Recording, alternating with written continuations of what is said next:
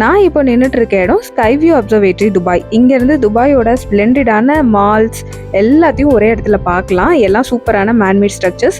Bhurji Khalifa, the highest building in the world, அதுக்கும் இங்கேருந்தே view உங்களுக்கு கிடைக்கும். ஈவினிங் வந்தீங்கன்னா இந்த வியூ வேறு லெவலில் இருக்கும் அப்படிங்கிறது இங்கே வந்ததுக்கப்புறம் தான் எங்களுக்கு தெரிஞ்சுது. லைட் ஷோவையும் பூர்ஜ் கலிஃபா லைட் ஷோவை கூட நம்ம இங்கேருந்தே வாட்ச் பண்ணலாம். ஈவினிங் வந்திருந்தோம்னா இங்கே இருக்க லிஃப்ட்ஸ் எல்லாம் செம ஃபாஸ்ட்டு. நாங்கள் 50th ஃப்ளோரை ஒரு 30 செகண்ட்ஸில் போயிட்டு வந்துட்டோம். இதுவே எங்களுக்கு ஒரு ரைடு மாதிரி ஃபீல் ஆச்சு. அங்கேருந்து நாங்கள் போன இடம் மிராக்கிள் கார்டன். எக்கச்சக்கமான ஃப்ளவர் ஷோ அங்கே இருக்கும். நம்மளோட ஊட்டி கார்டன் அந்த மாதிரி தான் எங்களுக்கு ஃபீல் ஆச்சு. அடுத்தது நாங்கள் போனது குளோபல் வில்லேஜ்.